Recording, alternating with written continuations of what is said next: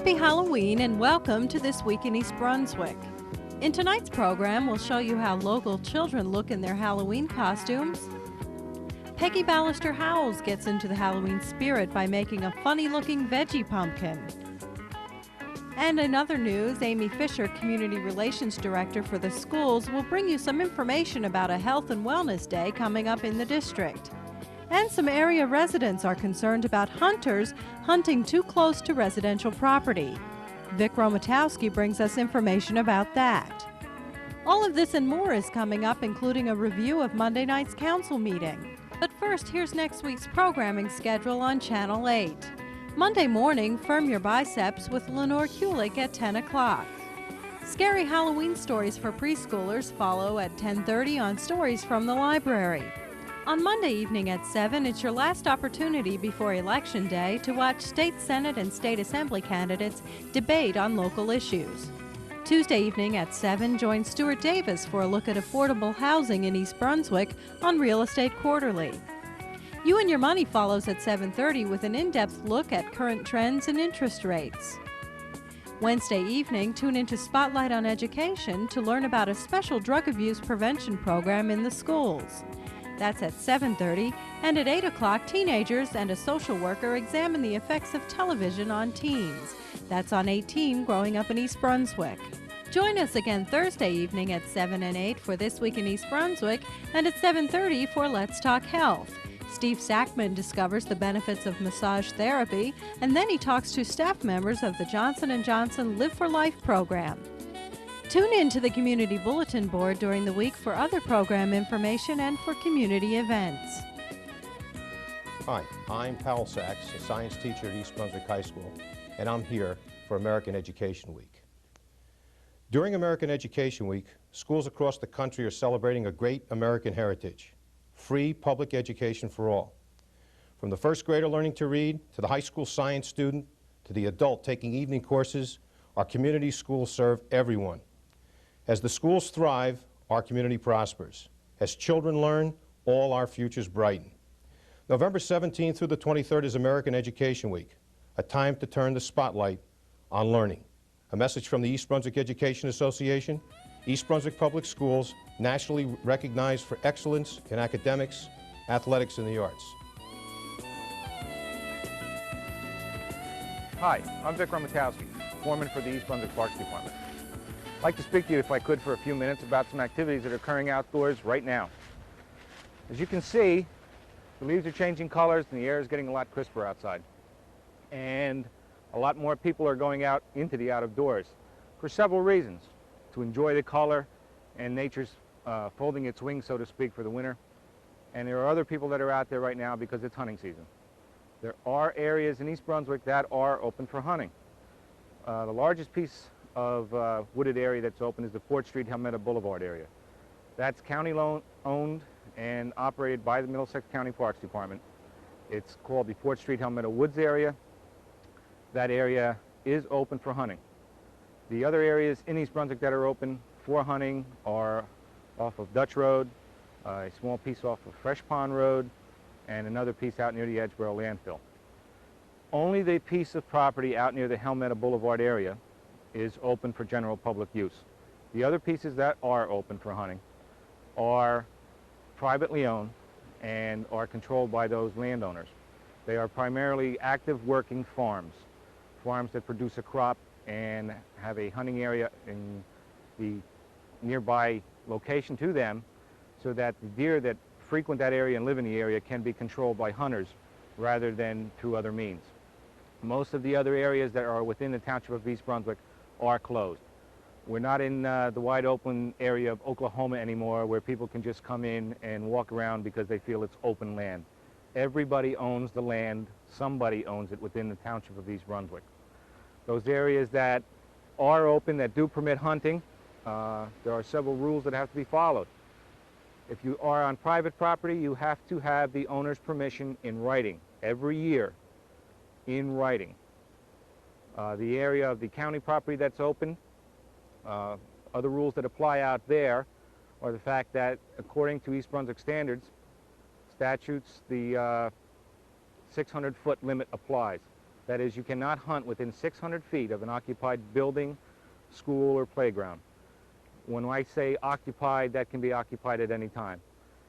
You can say, how do I know how far is 600 feet while I'm out here in the woods? Very easy. If you can see it, see someone's home, you're too close. If they can see you, you're too close.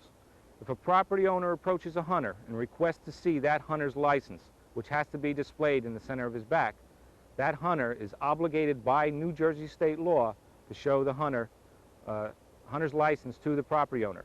Not only a property owner, you can meet someone who's simply walking through the woods. They don't have to identify themselves as the property owner. They can request your license. You have to show it to them. Also, that applies to police officers. If a police officer stops you and wants to see some identification, he'll probably ask for your driver's license and your hunting license. You have to show your hunting license to that police officer. East Brunswick has a 600-foot limit. The state limit is 450 feet from any occupied school or dwelling. Most of the areas that are in East Brunswick, there will be no occupied schools. There is a park that is close by to one area, which would be Didrikson Park. There, the 600-foot rule would apply. There are signs that are posted around town at various locations. Some are state-issued hunter safety zone signs. The other signs are yellow informational signs posted by the East Brunswick Department of Public Safety. There are also some bright day-glow orange signs that are out that are posted by the Parks Department. These are areas that are closed for hunting. All right? If you see these signs, it means it's closed. These signs also apply to people that are non-hunters.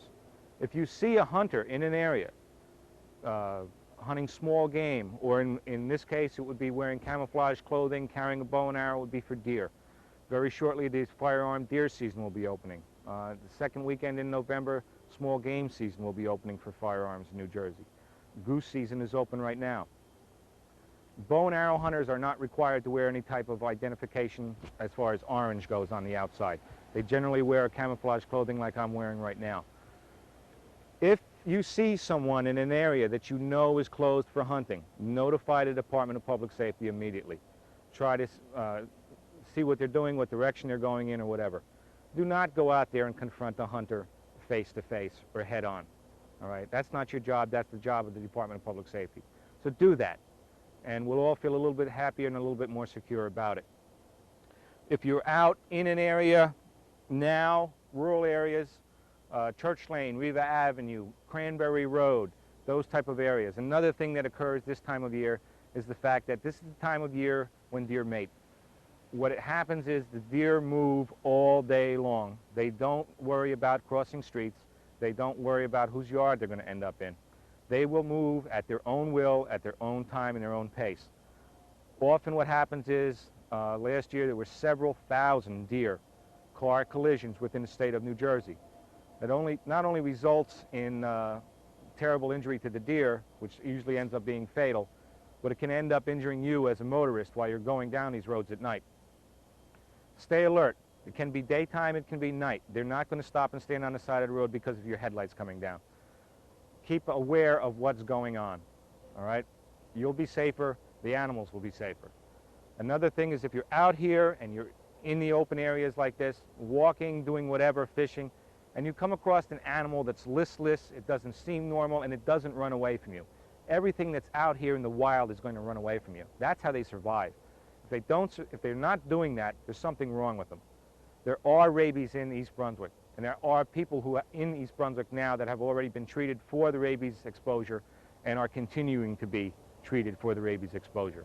If an animal is a pet for your home, a cat, a dog, make sure that its inoculations are up to date. Any animal that has hair on it can end up with rabies, and that rabies can end up affecting you if you become in contact with that animal.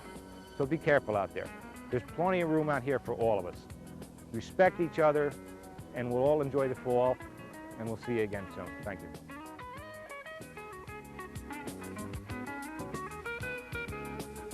Hi, trick or treat. It's Halloween here at Blooming Acres, our first Halloween here on the farm. And I have here a wonderful pumpkin. It's almost perfect. And we're going to decorate this pumpkin in a way that I used to do when I was a little girl. And my father was a produce vendor, and he would bring home a whole bag of vegetables, and the night before Halloween we would make a veggie pumpkin.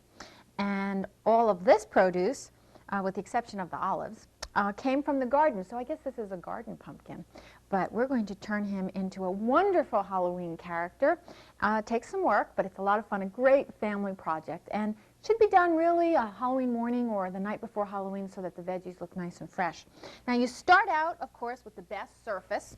And the same as with a jack-o'-lantern, you start out cutting out the top. So let's see, that shouldn't be too hard. This is kind of narrow at the top.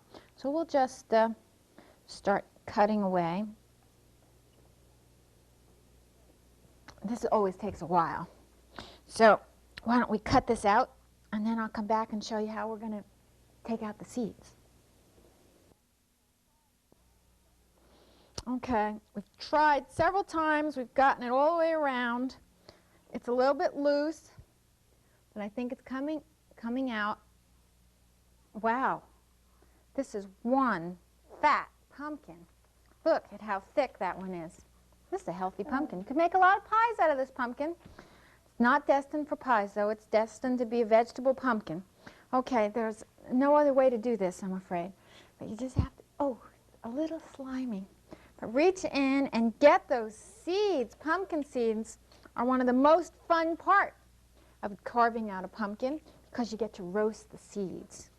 I like to just spread them out on a cookie sheet, salt them, and then bake them in the oven until they're crispy. And then you can eat them. They last for a while, and enjoy eating them. Oh, this is a slimy experience, though. I think this is something kids would really like to do. This has a fair amount of seeds, not as many seeds as it has, I guess because it's not so big inside. It actually has a very small inner cavity because the walls are so thick. After we get all of these seeds out and the inside completely clean, you want to get as much as that of that goopy part on the inside out so that it's less likely to rot quickly. And for those of you who are carving for jack-o'-lantern, of course, you want to make sure you get it flat on the bottom so you have the candle has a nice flat place to stay. Okay, we will do this, and the very next step, after we get out all these seeds, is to carve the mouth. So we'll do that in just a minute.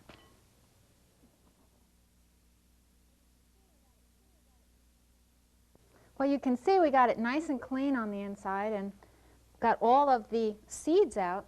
Not as many seeds as you would think. I mean, that's enough to make roasting worthwhile, but really, considering the size of the pumpkin, that's not too many, I guess because the walls are so thick that it didn't have much room for seeds. Okay, now we've also carved the smile, and that's the last piece to come out. And that's a pretty much typical jack-o'-lantern smile. And from here on in is where it gets really interesting. I think the very next thing we need to do is some eyes. So then he'll have a little bit of personality. I have here some turnips, and I love to use turnips for eyes because that gives the nice purple part for the irises. Got to try and get two that are pretty much matched, or they really look a little strange. Okay, so let's see. We'll carve off this part. And let's see. Carve out a little bit of the center. Well, that should do. Now this is the one thing that doesn't come from the garden. We'll take maybe a half an olive here. We'll put that right in there. This is very handy to have a few toothpicks. I think we only need half. Okay, we'll put that right in. Okay. All right, we'll cut this. And we don't want him to have too bulging eyes, so how's that? Let's see. It's a little too bulgy.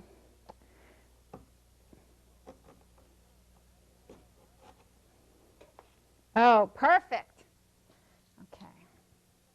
Sometimes it's so hard, the pumpkins are so thick that it's hard to get them in, and it becomes real handy to have a hammer.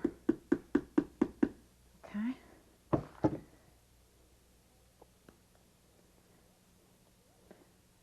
Two toothpicks should do it.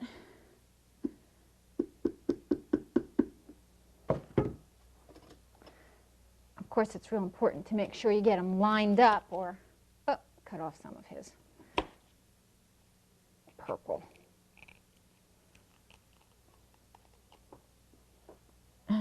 we had another half of olive over here. Put that in.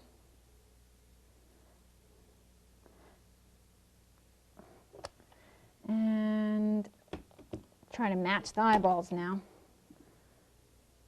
That looks pretty good.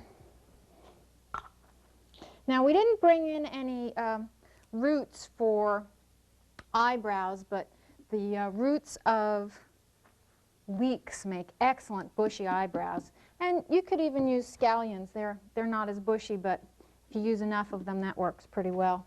And then you can use the same thing for a mustache. Hey, he's looking pretty good there.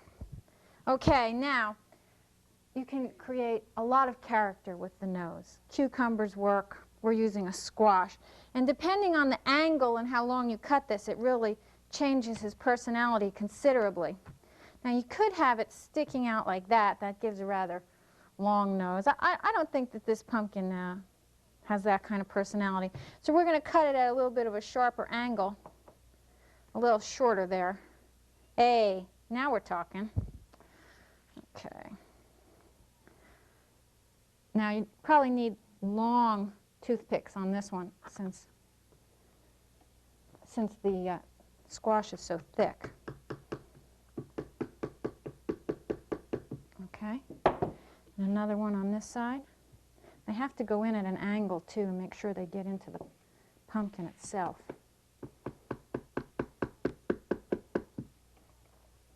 Okay, starting to look good. All right, this is a smoking pumpkin.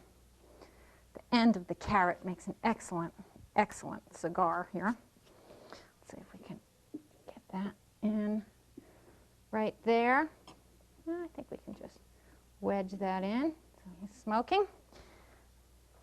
We have here an excellent pepper for ears. Another thing that works really well for ears is acorn squash. You could use like just a quarter of an acorn squash. It makes an excellent ear.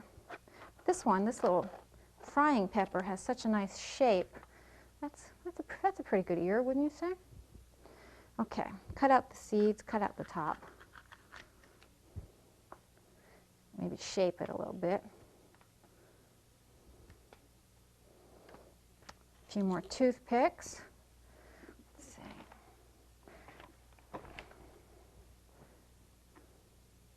I think that may hold with just one. Nope, we need another one to hold it. It's going to swivel down there.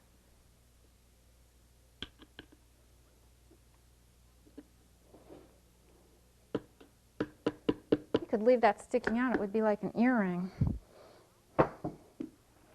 Okay, one more on the other side.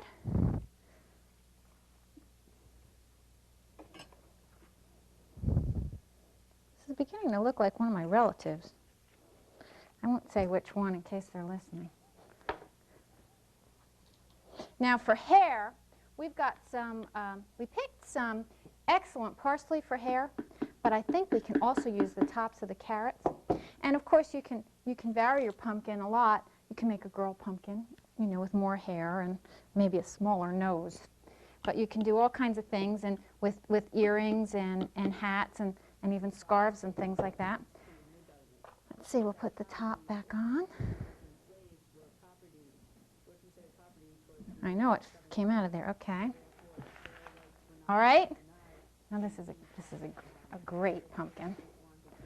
Okay. Let's see. Put some of this parsley. We can use the carrot tops too. Maybe I like them better. That way I'll have curlier hair. Okay. Put some toothpicks back here.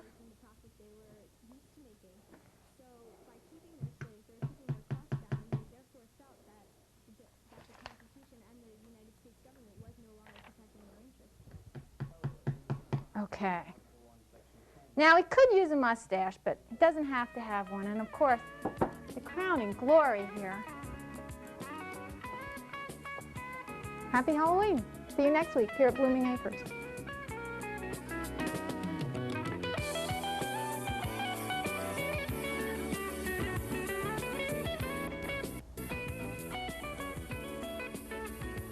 Hi, I'm Amy Fisher, and I'm the Director of Community Relations for the school district. On the afternoon of Tuesday, November 5th, a wellness program will take place at East Brunswick High School for all the employees in the school system. And the three people here with me have played a major role in making it happen. First is Dr. Joanne Magistro, our Assistant Superintendent for Student Activities and Services. And there's two of our school nurses, Marge Flynn and Karen Tote. Karen, let's start with the definition. What exactly does wellness mean? Wellness is not just the absence of disease. It is a continuum. It encompasses the whole person, taking into account not only the physical, but also the emotional and social needs of an individual. Wellness is an active, lifelong process of becoming aware of and making choices towards a healthy lifestyle. Now, a wellness program provides information and activities about things which promote a healthy lifestyle. The person can then use this information to make informed choices regarding his own lifestyle. That sounds interesting. Marge, how did this program for next Tuesday get started? The original idea came from Anna Rice, the chairperson of health. She sent me to a workshop on wellness at the work site, and I liked the information that I heard, and Karen became involved because she's also interested in this subject. We attended a few workshops, and then we sent out a survey to the employees to find out if indeed there was an interest in such a program, and the results were overwhelmingly in favor of such a program.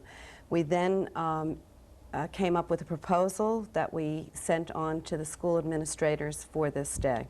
Great. And Joanne, how did you become involved with this?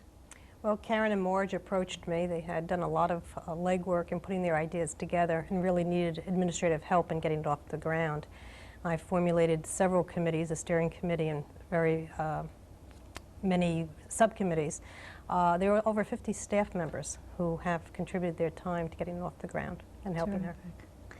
Perhaps each of you can tell me some of the activities that will be happening that day. I know there are a lot and we can't list all of them, but you want to start, Joanne? Yeah, the program that day is really in three parts. We have a complimentary nutritious lunch for the staff. We have a speaker who will be discussing stress management. And we also have a health fair with over 50 participants. Marge, why don't you tell us about the speaker? Mr. Flory Natikia is from NJEA. He is the field representative for leadership training. We chose him because of his expertise in stress management, since this was our item that came up as the #1 concern by the employees on the health survey. Several of the EBEA members have attended his workshops and have recommended him highly. And Karen, you want to tell us a little bit about the health fair? Well, the health fair, we had overwhelming response. We had more than 50 participants. There will be health screenings for blood pressure, cholesterol, health risk appraisals, body fat composition. People will be there to inform about exercise and fitness. We'll have volunteers from the American Cancer Society and from other volunteer groups that will be there to provide information. The students are also involved. The future homemakers are going to be doing a diet analysis for the staff. Oh, that's good. I know that you've all done this on a shoestring with practically no funding, but very many contributions. Joanne, do you want to list some of the people who have contributed to this program?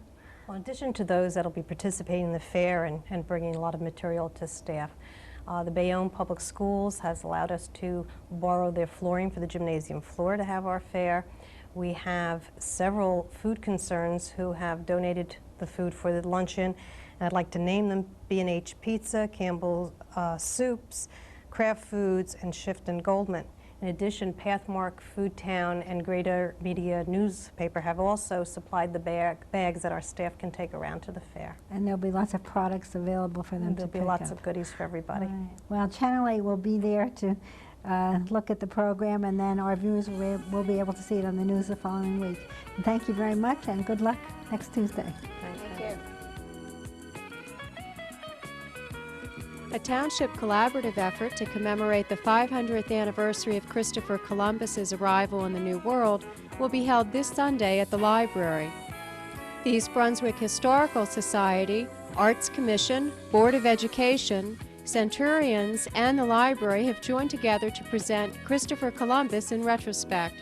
The program will feature John French and Elizabeth Quackenboss, who will read from Columbus's original logs and diaries, and musical selections from the period, performed by the East Brunswick Schools Music Department. The readings will reveal some of the economic and social conditions which influenced European explorers during the Renaissance era, and will focus on the aspirations of the merchants who sought shorter and safer routes to the east. Christopher Columbus in retrospect is free and open to the public. That's Sunday afternoon at 3:30 at the East Brunswick Library.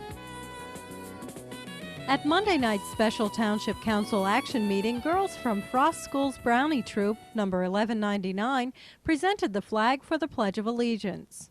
Following that, the Council's first order of business was the presentation of a resolution honoring former Councilman William Kirk for his service to the community. Also at Monday night's meeting, Director of Public Works Mike Opaleski made a presentation to the Council on the current leaf collection program. Opaleski stated that residents should bag leaves and set them out on the curb. By doing so, the Township can save time and money. If the leaves aren't bagged, the Township uses a large claw-like device to pick up roadside piles. Check the Channel 8 Community Bulletin Board for leaf collection schedules. In other council news, a public hearing was held on 2 resolutions which would release performance guarantees for the Chateau Royale development off of Riders Lane. Several residents were in attendance and complained that the developer, John Miller, was not meeting specifications in their homeowners' contracts. The developer's attorney was present and explained that the developer was meeting the restrictions placed on him by the township. In a final vote, the council rejected the resolution to release the performance guarantees. For the first time, students at Hammersholt Middle School were allowed to celebrate Halloween in school dressed in their costumes. Students wearing costumes participated in contests and were judged by their peers. Dr. Joanne Susko, the school's principal, who was seen dressed in a doctor's outfit, tried fooling some by doubling as the Halloween chicken. One of our school goals and one of the district goals involves increasing student self-esteem and trying to promote positive school spirit. And I just felt that this was one more way that we could really take an active role in promoting good spirit and having the kids feel good, because we really want them to enjoy Hammersholt and feel good about it. Great. Well, it looks like everybody's having a fine time. So happy Halloween again. Happy Halloween. Happy Halloween to everybody. Healthy, safe Halloween. And as you know, everybody in town knows by now that most of the elementary schools have parades. It's a big tradition for Halloween. So now we're going to go over and see the parade at Frost School.